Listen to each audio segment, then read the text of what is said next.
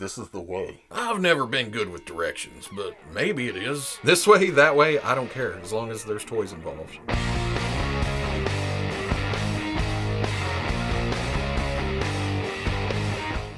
It's weird not doing a voice. You know what I mean? Okay, people, welcome back to another Fwoosh review. Today, let's take a look at the Hasbro Star Wars Black Series Walmart exclusive Star Wars The Clone Wars wave. I kind of lost track mid-sentence there. And yeah, I said Walmart exclusive wave, which can always be kind of a bear. I actually picked these up a couple of weeks ago. I was keeping an eye on Brickseek, and they came into stock at several of my local Walmarts. But I didn't go until I actually saw some sold, and I ran my happy ass over there, grabbed a set, got out, and yeah, haven't seen them since. The other Walmarts that I saw had stock went from none sold to all sold. I mean, just zero. Bam! But I am hearing that some pre-orders are shipping out, that they're popping in and out of stock on Walmart.com, so hopefully they become a little bit easier to get. Now in this wave we have the 332nd Ahsoka's Clone Trooper. We have Ahsoka herself. There's the Mandalorian Loyalist, or Mandaloyalist. So clever. And then the Mandalorian Super Commando. The packages are in the yellow color scheme from the Clone Wars. And then let's see if I can figure this puzzle out, because I'm usually not real great with this. Oh, got them backwards. I love this. I'm hoping at some point Hasbro comes out with some kind of posters or something. On the back, same color scheme, little bios for each character. And I'm just now realizing there's numbers right here that tell me which order to go in, so I don't have to agonize over putting this together. Not the sharpest tool. On the other side, some window. On the top, same thing. On the bottom, there's your UPCs, your legalese, but let's get, which one are we opening first? Let's do the 332nd first. And as we've learned through many an opening of the Black Series boxes, it's always easier to go through the bottom. There's your warnings in many a language. Do not put these in your mouth. And honestly, we've seen this figure twice already. There was the Kamino clone, and then there was the clean clone with the Phase 1 head. I've also seen people comparing this to the original Clone Trooper and preferring that. I don't know.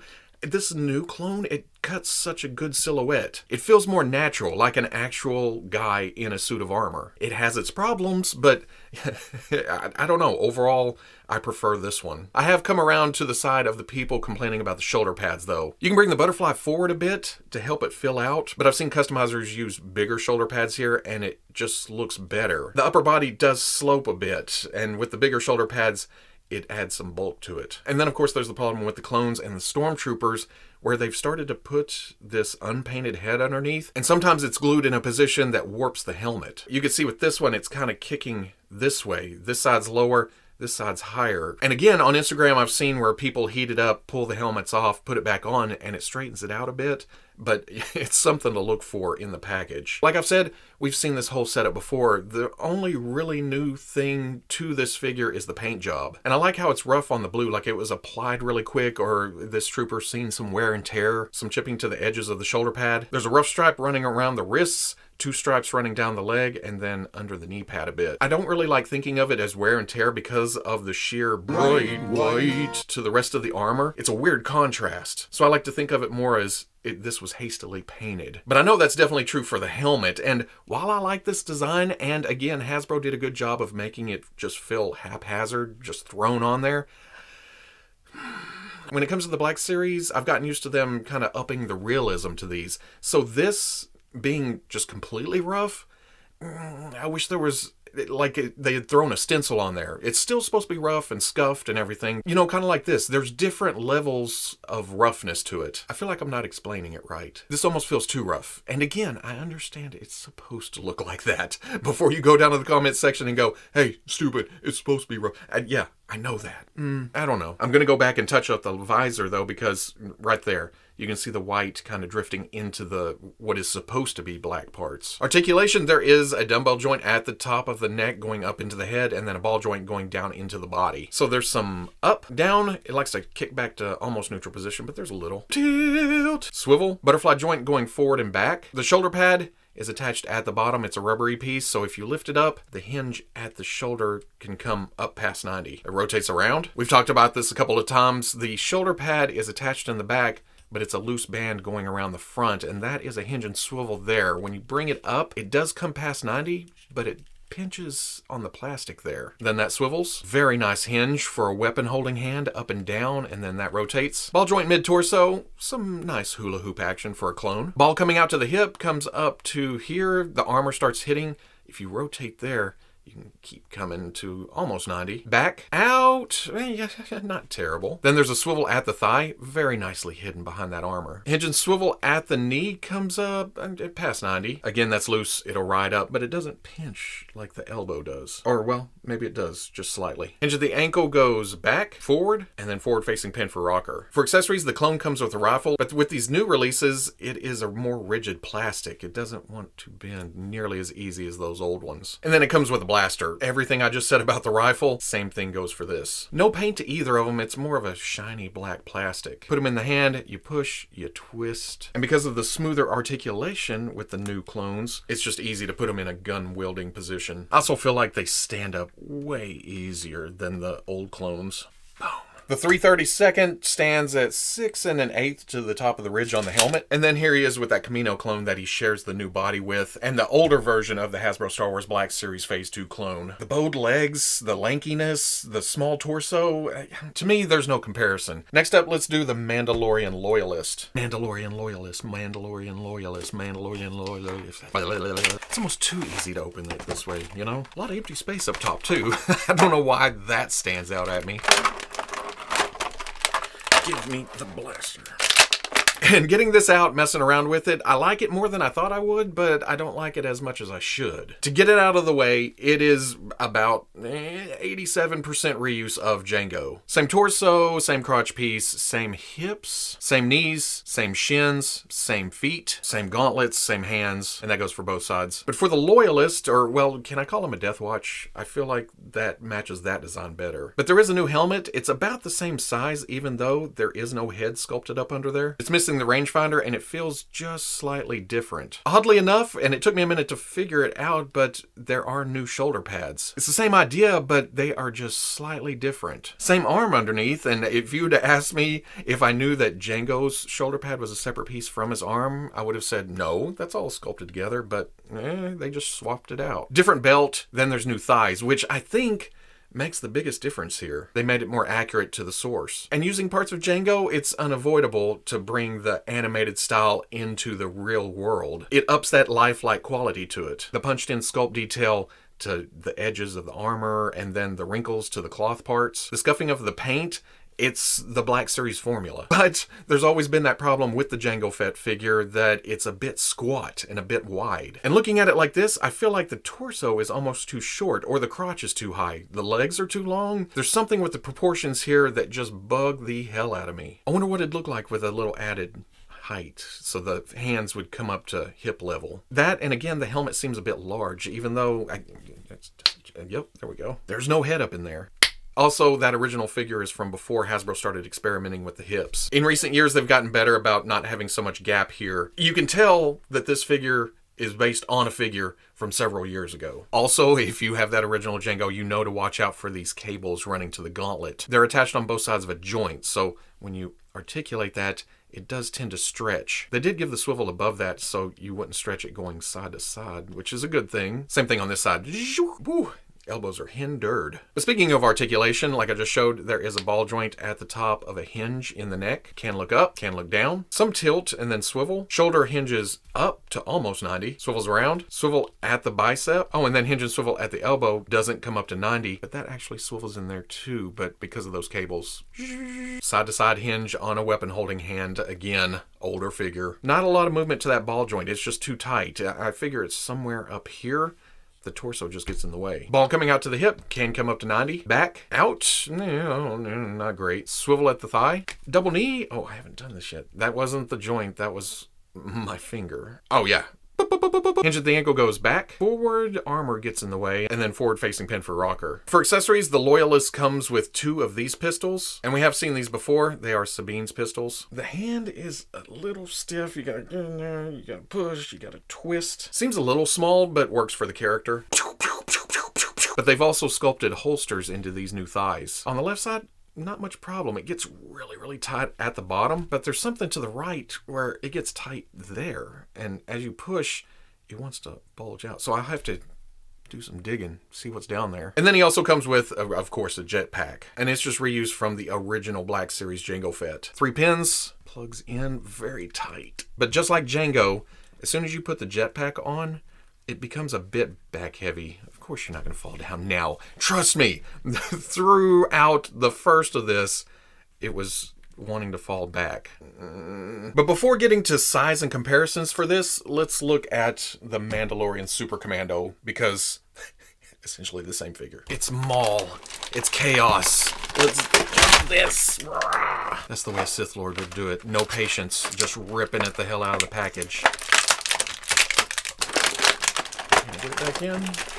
Goes right. Perfect. And like I said, essentially the exact same figure, just in cherry flavor instead of blueberry. But there are some sculpt differences, most noticeably the helmet. I'm sure you saw that before I pointed it out. Not only does it have the spikes coming out of the top, but they've also changed the side piece just slightly. And then of course there's the shoulder pads. Again, I never realized that those were separate pieces glued to the top of it. And I could have sworn that the gauntlets had a different setup in the original promotional images, but here, same facing out there, same rockets on the back. On the Mauldalorian, though, they did paint the silver rocket on top. While the Loyalist has some shiny parts to the gauntlets, to the knee pads, on this one, it's more matte. It brings it down more into that dark side kind of red-black color scheme. And speaking of the paint scheme, it's fairly clean all the way around. I've seen, well, you can see, and even if there is some roughness, it just works into the whole thought of this was just spray painted on a suit of armor. There's still some chipping, some wear, some tear coming across on the knee pads, down here at the shins. And when I got the figure, I looked at some pictures online, and there's several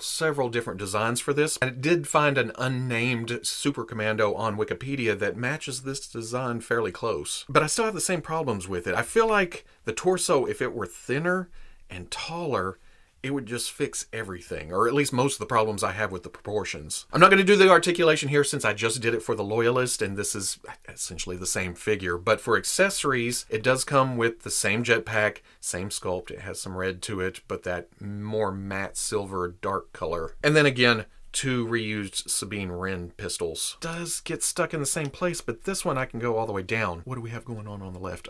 Oh, well, it slips right in. It's still tight, but it's way easier to get in and out. All right, buddy, let's stand. Let's go forward. Get your ass. Okay. Yeah? Come here. Both of them have kind of a lean to the left. Both figures stand 6 foot to the top of their helmets. You son of a... Again, is total reuse of the Black Series Jango Fett. You can see on the Black Series Boba Fett, a little bit thinner, a little bit taller, and it fixes most of the proportion problems. Here they are with the new Beskar armor Mandalorian and the Rebels Sabine Wren. And then who I was looking forward to the most, the Clone Wars Season 7 Ahsoka Tano. Nice and easy, like a... Well, she's not a Jedi, is she? Oh, what? The lightsaber... Is it bent? What's going on there? Okay, it's not the blade that's bent. That's cool. Straightened out pretty nice. And I knew there was a reason I saved this one for last. It's definitely my favorite so far. Not that I don't like the clone, I love that new body, but this is new, this is fresh, this is something different, even though there is a bit of reuse here. Taking the older Rebels Ahsoka, well, this is the new one with the face printing tech, but you can see that the forearms are reused. Same with the hands on both sides. And then it looks like the lower torso, and then the hips and the legs and the knees and the feet are all reused. But because of this new overlay and the new torso, the new upper arms, the new head, it makes it look like a completely different figure. Not only look like a new figure, but feel like a new figure. Because of the whole new upper body, they got to integrate better articulation at the shoulders, at the torso, at the neck, and it just helps so much. Those new parts help make it more accurate to what we see in Season 7, except for the knee pads. These are reused. They aren't quite accurate to the angled look from the show. But this is Black Series, plus we're talking about, again, taking an animated series, making it a bit more realistic. That doesn't bother me too much. Because they absolutely nailed making Ahsoka look younger in the face. The Rebels look is more adult, more mature. This one, it brings just that childlike quality to it. Her eyes are a little bit wider. She hasn't seen as much as she had in Rebels. The gray here threw me off at first, but I go back and look at stills, and even in Rebels it shows up as gray sometimes. I wish there was a little bit more consistency between these two figures. At the same time, I'm okay with this being off on another shelf and this being over on the Clone Wars shelf. The biggest thing for me between the two, though, is I've always had a bit of a problem getting... I don't know why I do this anymore, but because of the new articulation up top for the new Ahsoka, it's a better balance all around. It's easier to just throw down, she's standing. If you have the Rebels Ahsoka, you know what I'm talking about. You try to get into any kind of action pose, and she... Never mind. This is where I usually gripe about something, and if I had anything to gripe about, I guess it would be the design itself not being very toyetic. And what I mean by that is these hanging down in the front and in the back, so you can't get a lot of forward and back. Hasbro's done better this time around to give you more movement. Plus the torso is very, very nice, so it makes up for it a bit. Going over articulation, look right there. I believe it's a dumbbell at the top of the neck. And with that, there is some up, there is some down. Way more tilt than I thought there would be. Swivel, slight butterfly joint. It is small, and out of the package it was tight as hell, but it does give you a bit of forward, a bit of back. It's not the most useful articulation, but it gives you a tiny bit more reach. The elbow hinges up, swivels around, hinge and swivel at the elbow, comes up past 90, and then rotates. Right lightsaber wielding hand has a hinge that goes up and down, and then swivels. And the left hinges side to side. Nice torso joint. A little bit more back than forward, but man, that's a lot of movement. The lower skirt piece is a soft material, gets completely out of the way for the leg to come up. Back, out, okay, not great, but again, older, lower torso. Double knee, oh, the armor gets in the way right there. Hinge at the ankle goes back, goes forward just a little, and then forward facing pin for rocker. Pow! Stand straight up. Yeah! For accessories, Ahsoka comes with a long lightsaber and a short lightsaber with blue blades. It's a nice blue too this time around. Sometimes we get that faded blue. It doesn't look as good. And they are different sculpts than the Rebels version. In fact, it's crisper, it's cleaner, it's shinier. Her hands aren't too tough. You can slide them in, no problem whatsoever. In fact, if you want to, you can flex the fingers out, get it in the grip real quick, and then it closes back around it. Yeah, I really like this. But this time around, instead of hoops on the end, they've put pegs and then peg holes on the hip pieces on the skirt. Pull the blades out of the hilts and work that into there. I've noticed that sometimes it doesn't seat all the way in. You got to kind of twist and rotate and push and shove. And it looks really, really good, but it's not the most secure connection. I don't know, most of the time I'm going to have her holding the lightsabers. Okay, you can get it to where it is a bit tighter. You just have to make sure it goes all the way through. Also, when putting the blades back on, you'll see that it is shaped to the hilt, so you have a certain direction to go here. Ahsoka stands at 5 7/8 to the top of her head, which does put her shorter than the Captain Rex and then the 3/32 from this wave. I didn't realize there was that much height difference between these two, though. Here she is next to Sabine, and then,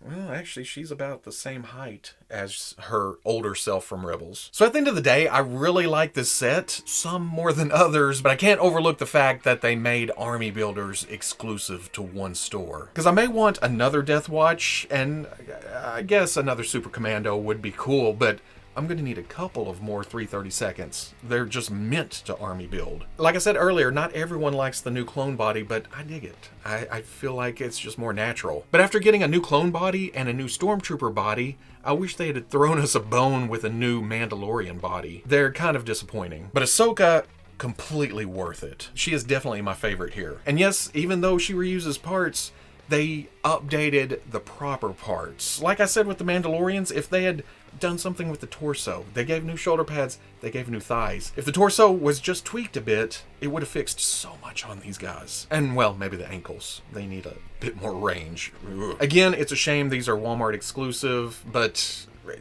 they do seem to be shipping out now. And again, hopefully, they'll become easier to get. So if you enjoyed the review, comment, like, subscribe. Much love to the plus. If you're interested in seeing videos early or just in a position to help out the channel, patreon.com. But wherever you may be watching this, I'll always catch you on the Fwoosh. Well, this pose right here, he's kind of a badass, and it is stable, but I've had to fight this one several times. It just gets out of whack somehow, and just, hell, just moving it that much threw it out of whack. I don't know if I moved something or what is going on here. This is what your shelf's gonna look like.